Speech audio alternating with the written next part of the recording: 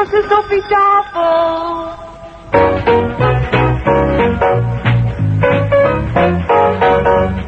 The makers of Epic Pure Sunflower Oil, Purine and Pret Cooking Fat, Yum Yum Peanut Butter, Maple Margarine, and Niblets Cheese Twists present the Epic Casebook.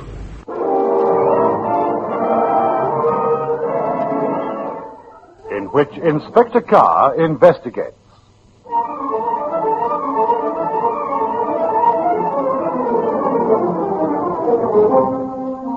Good evening. As I searched through my casebook for a suitable investigation, and by suitable I mean one that would lend itself to radio dramatization, I was again reminded of how excited I became as a young man when someone gave me a copy of Søren Kierkegaard's book on philosophy. This 19th century Danish writer said in effect that nothing is ever said, done, or created without its having a rippling effect. In other words, no action or incident can remain within itself. Does that sound obscure? Well, let me point to the investigation you're going to hear tonight. It concerns the circumstances leading up to the murder of Gilbert Bronson.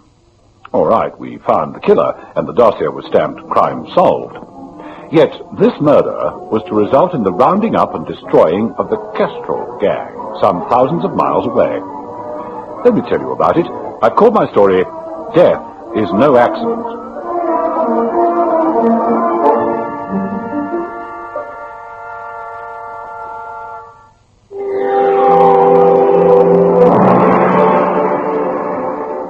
Gilbert Bronson escaped death by inches, only to be murdered within the precincts of Charing Cross Hospital. However, let's start at the time when the murder squad first became aware of his existence, or lack of it, since by then he was dead.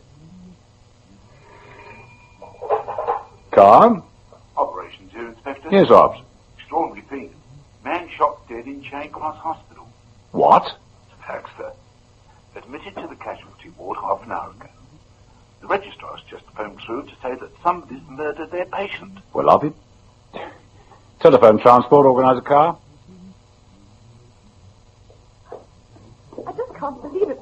I didn't leave them alone for more than 5 minutes or so. No one's blaming you. No, indeed not. I've just come from the registrar. He told me how upset you were, Miss Collins. Now, please don't be. The fact that you logged the patient in the admission book doesn't make you at all responsible. But he was my patient. I was preparing for his x-ray. Dr. Well, Ellis that's told all me... right, nurse. I'll take a statement from the doctor myself. Now, you brought the patient in by ambulance, didn't you, Dr. Ellis? Yes, I did. We received a call for an ambulance. The police said that a man had been knocked down by Cambridge Circus. I was on casualty, as I went with the... Make way! Make way for the stretcher bearers. Can't you see the doctor's trying to get through? Here he is, Doctor. All right, George. Hold it for a minute. Right. He's obviously unconscious, but we'd better not try and get him on a stretcher until I've taken a look at him. Yeah. How did it happen, Constable? I don't know. I saw him running across the road, and then there was a screech of brakes, and this chap knocked him down with his lorry. Knocked him down? I didn't stand a chance. Went right across the red light. Ask anyone. Lots of people saw him. You did, sir, didn't you, sir? Yes, sir, I sure did. Seen him run right onto the man's wheel. Now, take it easy, chaps, when you lift him on the stretcher. I think he's concussed. Looks as though he caught his head on that curb. We won't know what damage until we get him under x-ray. I think he's going to be all right, Doctor. I think so. We'll be able to take a look at him in about 5 minutes. Charing Cross isn't far. We put the man in the ambulance, brought him through here to casualty. Yes. I was able to make a closer examination, and I didn't think it was at all critical. I doubt if there was any kind of bone fracture or internal hemorrhaging, but I gave instructions to Nurse Collins here for immediate x-ray. Well, here he is. Been shot right through the heart at close quarters. You can see the powder marks here on his chest. I didn't hear anything. I was in casualty dispensary preparing an injection. Don't distress yourself, Miss Collins. There's no reason why you should. Probably used a silencer. Modern ones are most effective. Whoever shot Bronson must have followed the ambulance. How would he know where the unfortunate man would be? Do you see that door, Inspector? Yeah. I'll bet he came into this ward from that door. Otherwise, he'd have had to pass casualty reception, Sister Kingsley, who's on duty, myself. Yes, I see. And that door leads out into Harper Street. Yes, come, I'll show you. That's it. Well, if he didn't gain access to the casualty section this way, he most certainly left through this door.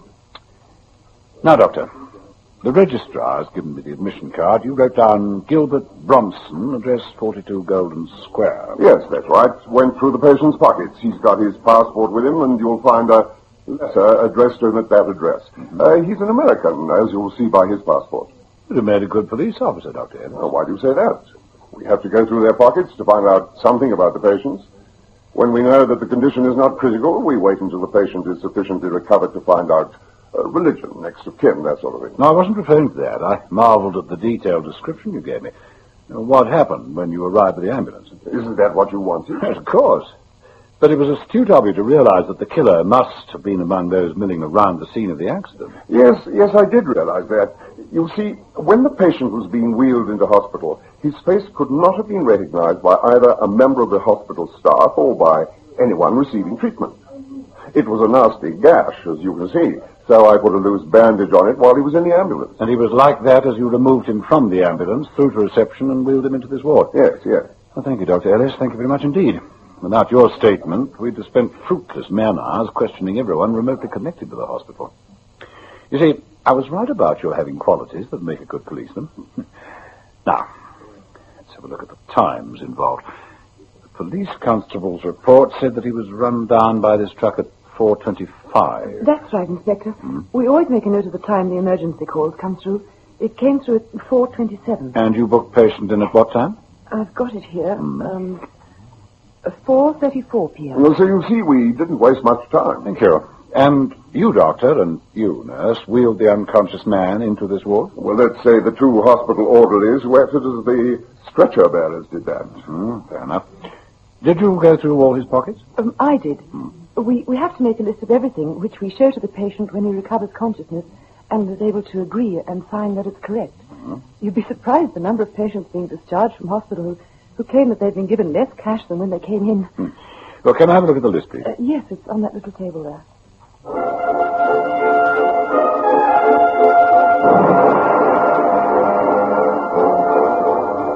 Apart from the unusual fact that he was in possession of his passport, the contents of Bronson's pockets proved to be of little interest. Some money, cigarette lighter, handkerchief, ballpoint pen, an envelope containing a letter from a firm of estate agents confirming his termination of tenancy at his apartment in Golden Square. I'll take these, Doctor. I'll give you a receipt, of course. By all means. Oh, but what about his next of kin? Who does that? Oh, don't worry about that. We'll see to it, Doctor. Oh, does that telephone work? Yes, you just pick up the receiver and ask for a line. Thanks. Oh, quick work. Giving it to me automatically.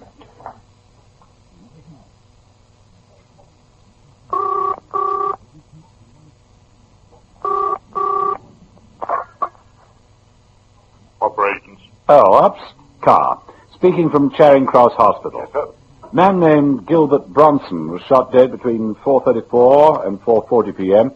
I want the policeman who reported Bronson's accident at Cambridge Circus to be brought to the yard, say, in an hour from now. Very good, sir. And get through to Colonel Grantley at the American Embassy. Find out all you can.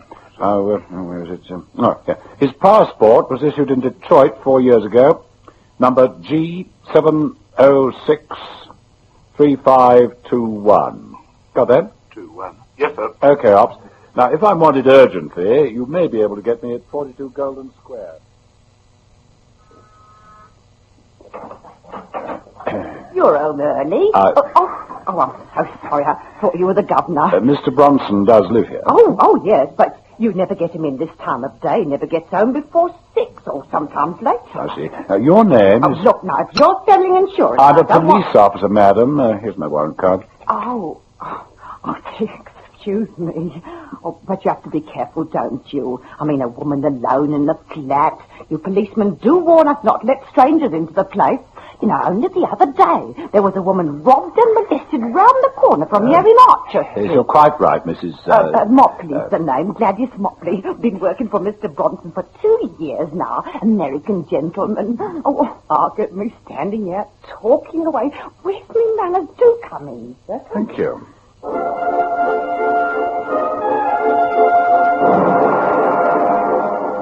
At this stage, I knew nothing of Gilbert Bronson's background.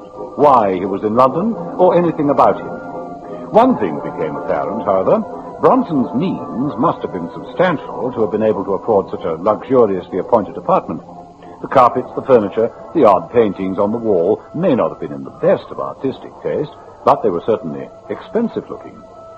I knew that the garrulous Mrs. Mopley would be a mine of information, one of those compulsive talkers who can prove invaluable in the police investigation. Tell me about your employer, Mrs. Mopley. Oh, I say, he hasn't done anything wrong, has he? I'm afraid he's met with an accident. We have to find out his next of kin. Accident? Oh, dear. When I woke up this morning, I had a feeling it was going to be one of those days. He ain't hurt, is he? I'm afraid so. In fact, you may as well know that your employer is dead. Oh, dear. Such a kind man he was. Always a nice smile.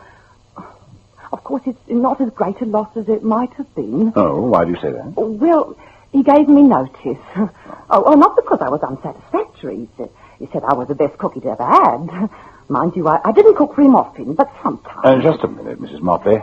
You say he gave you notice. Was he leaving the country? Yes, that's right. You told me this morning. Well, be off, Mrs. Mopley. Oh, Mr. Bronson, you didn't touch those nice kippers. I'm not hungry this morning. Mrs. Mopley, I'm afraid I shan't need your services after Friday. Oh, dear. Friday. Well, it's only Wednesday. What? Sure, I know.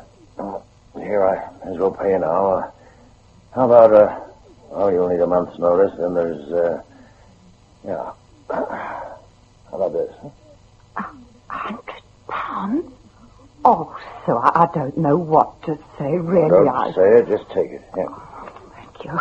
But if anyone telephones or anyone asks for me, just tell them I'm gone away, huh?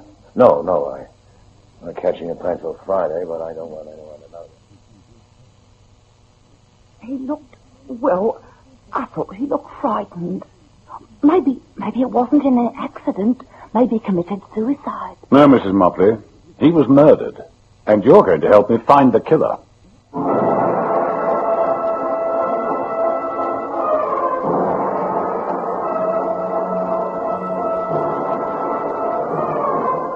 Of course, I verbally pandered to Mrs. Mopley's obvious sense of the dramatic.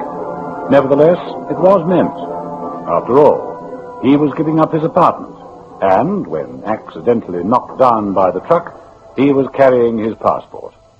It was a reasonable assumption that Bronson was running away from something, or someone.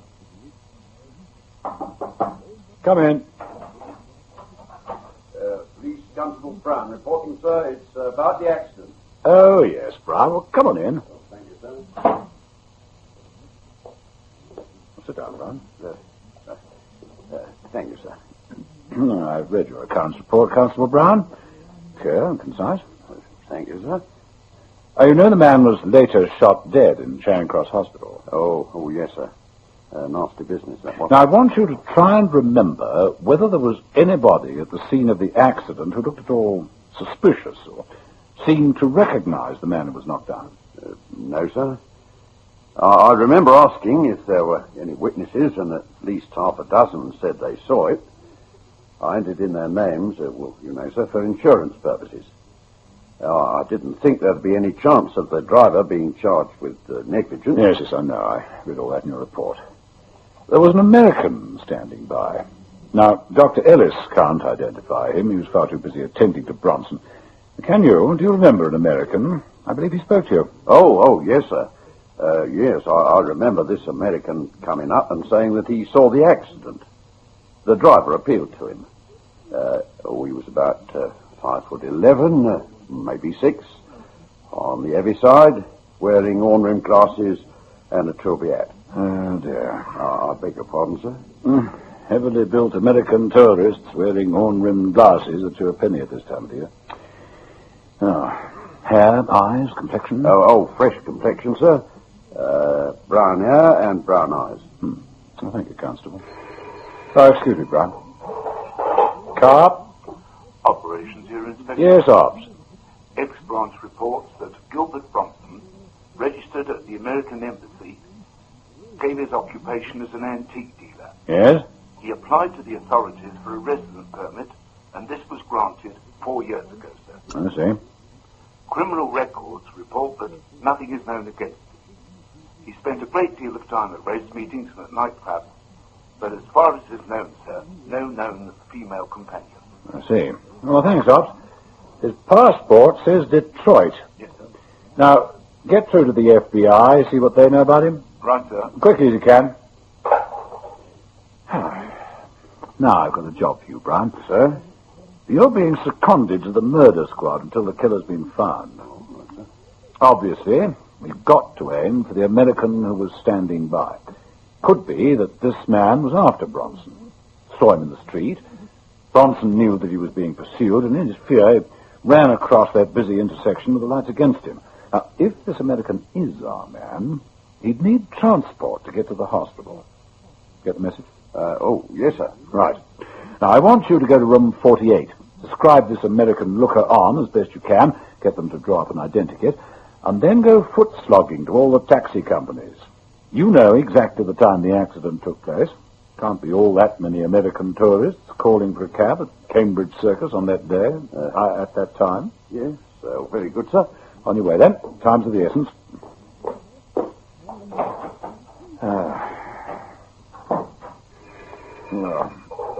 Car? Operation, dear Inspector. Yes, Ops. We got the information, sir. Gilbert Bronson lived at 48 Westchester Avenue, Detroit. Right. Antique dealer. Came under suspicion 8 years ago, but he was cleared by the local precinct. Left Detroit hurriedly. Did he? Captain Robinson is of the opinion that Bronson may have been involved in a $1 million bank robbery at that time, but Captain Robinson says he came to the conclusion after Bronson left the state, sir. Well, that's interesting, very interesting. Thanks, Ops. Oh, just one other thing, sir. Yes? X-branch reports that Bronson was known to bank at the Soho branch of the Midland and Scotland. Most charming gentleman, Mr. Bronson. Bought and sold antiques, I believe. Certainly a very good customer. Always had a few thousand to his credit. Never asked for an overdraft. I read the account of his murder in this morning's paper. In a hospital, of all things. Unbelievable. Yes. Yes, it is unbelievable. But true for all that. Now, sir, I've been through the man's effects at his apartment. I can't find anything that tells me about his business, except for the fact that he seems to make a monthly trip to Paris. But exactly where and to whom, I don't know. I'm afraid I can't help you there, Chief Inspector. You say he's always had a few £1,000s to his credit. Seems to have spent well. Where's the money come from? Did he pay in checks, banker's drafts? What? Oh, now, let me see. I've got the ledger here. Yes, here we are. Bronson. Oh, extraordinary thing. What's extraordinary? Well, sometimes he paid in as much as 2,000 in sterling, sometimes in French francs, sometimes in Italian lira. I think you'll find that is the reason for his monthly trips overseas. He probably got hot dollars, or rather had, and he converted them into foreign currencies before the FBI got on his tracks. Good gracious me. I often wondered how he might...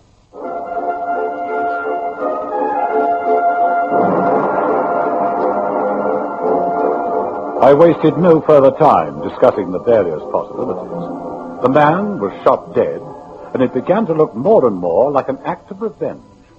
I decided to put a personal call through the Detroit.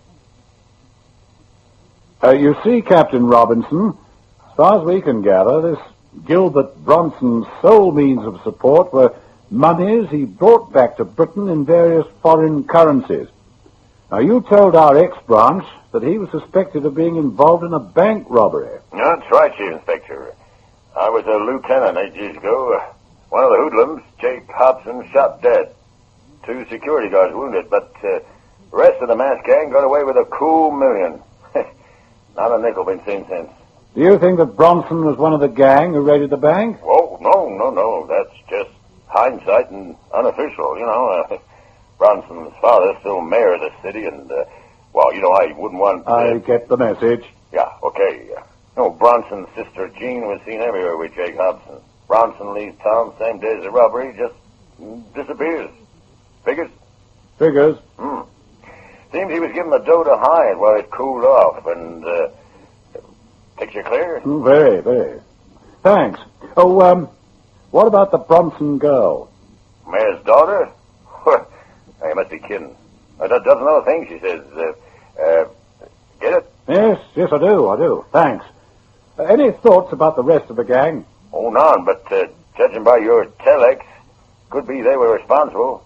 Oh, these characters have long memories. And longer arms, by the looks of it. Yes, sir.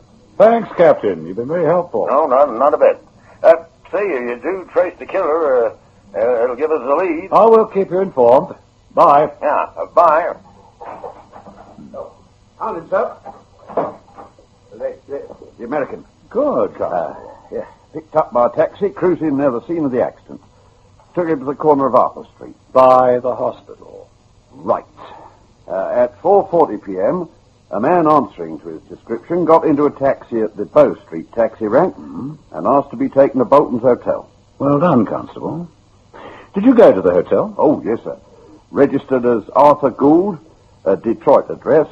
He's with a group, the Elks, on a fortnight's package tour. Leaves on Saturday. Clever. I beg your pardon, sir? Well, suppose Bronson is traced by the gang at long last, huh?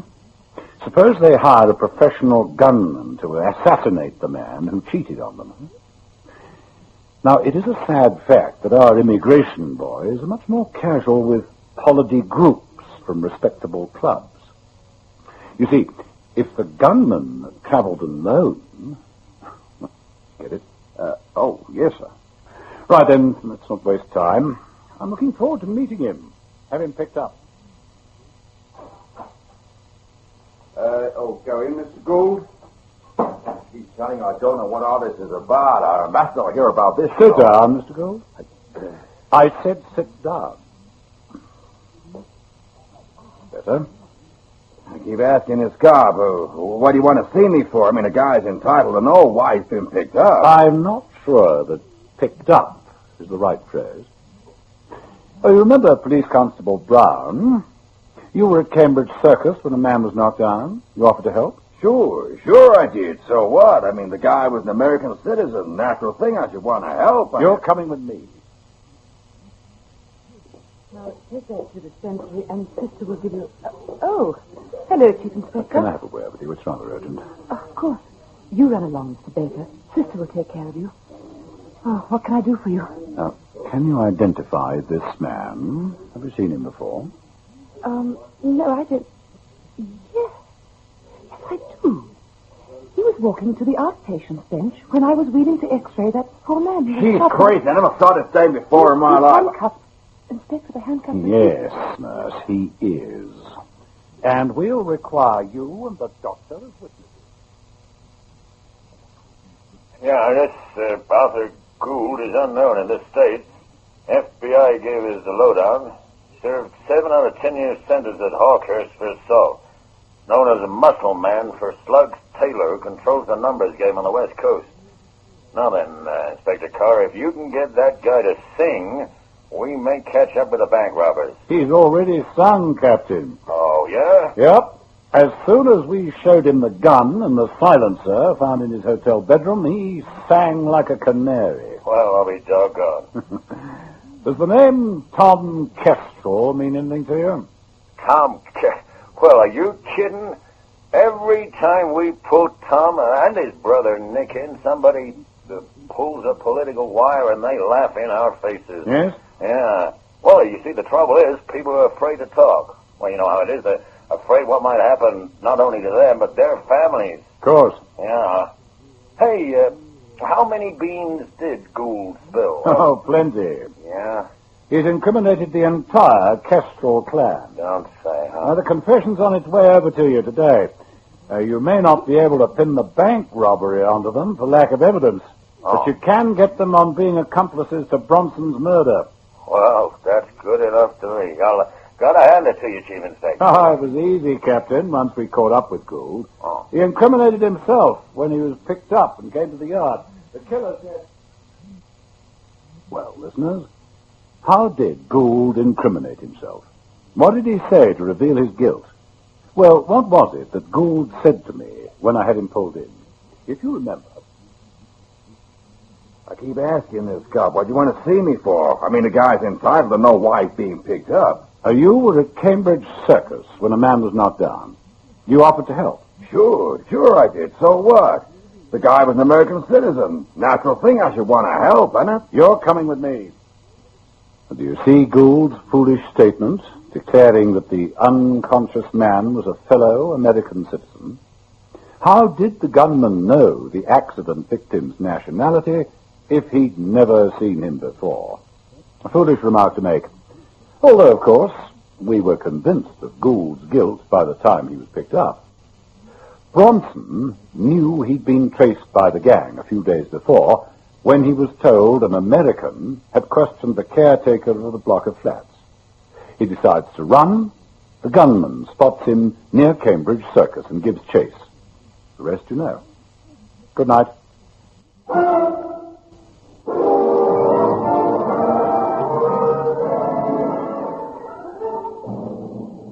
The Epic Casebook was produced by Michael Silver for the makers of Epic Sunflower Oil, Maple Margarine, Yum Yum Peanut Butter, Niblets Cheese Twists, Halverine Bread Spread, and Blossom Yellow Margarine, with Hugh Rouse as Inspector Carr. Epic Casebook.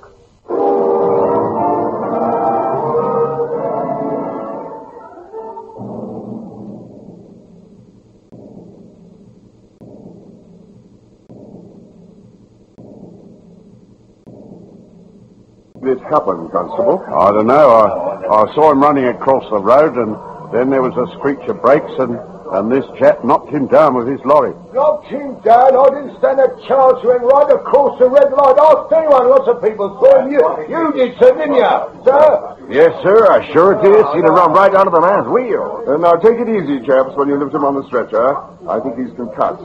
Looks as though he caught his head on that curb. We won't know what damage until we get him under X-ray. I think he's going to be all right, Doctor. I think so. We'll be able to take a look at him in about 5 minutes. Charing Cross isn't far. We put the man in the ambulance, brought him through here to casualty. Yes. I was able to make a closer examination, and I didn't think it was at all critical.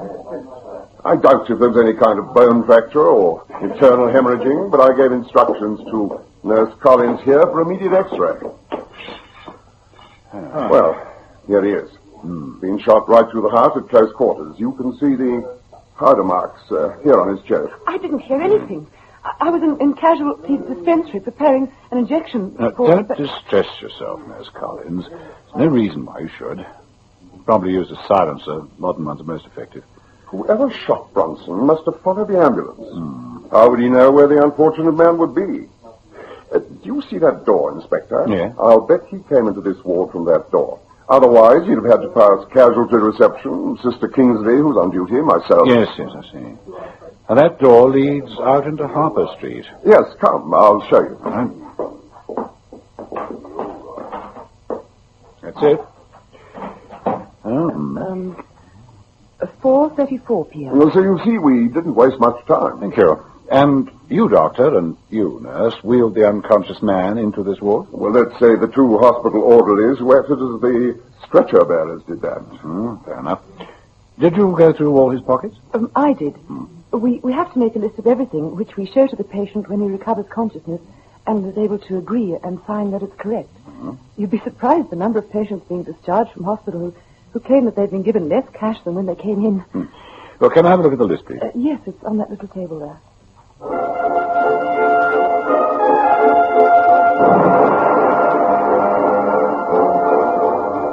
Apart from the unusual fact that he was in possession of his passport, the contents of Bronson's pockets proved to be of little interest. Some money, cigarette lighter, handkerchief, ballpoint pen, an envelope containing a letter from a firm of estate agents confirming his termination of tenancy at his apartment in Golden Square. I'll take these, Doctor. I'll give you a receipt, of course. By all means. Oh, but what about his next of kin? Who does that? Don't worry about that. We'll see to it, Doctor. Oh, does that telephone work? Yes, you just pick up the receiver and ask for a line. Thanks. Oh, quick work. Giving it to me automatically.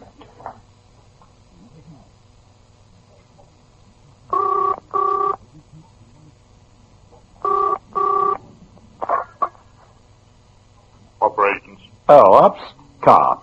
Speaking from Charing Cross Hospital. Yes, sir.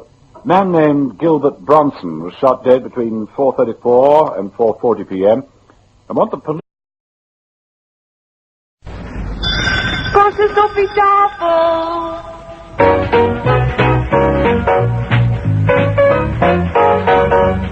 The makers of Epic Pure Sunflower Oil, Purine and Pret Cooking Fat, Yum Yum Peanut Butter, Maple Margarine, and Niblets Cheese Twists present the Epic Casebook.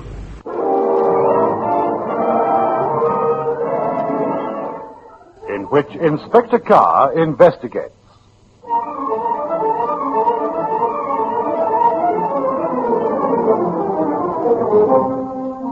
Good evening.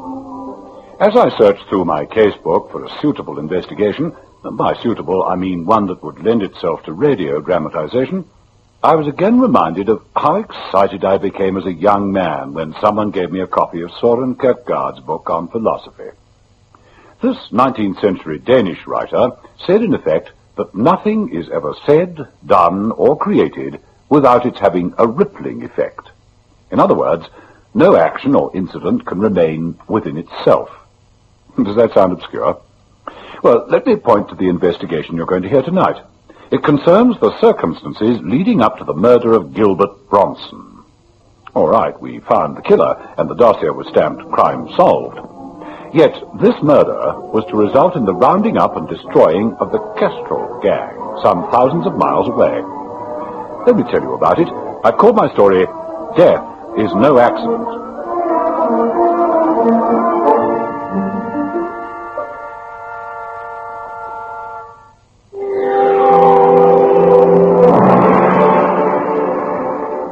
Gilbert Bronson escaped death by inches, only to be murdered within the precincts of Charing Cross Hospital. However, let's start at the time when the murder squad first became aware of his existence, or lack of it, since by then he was dead.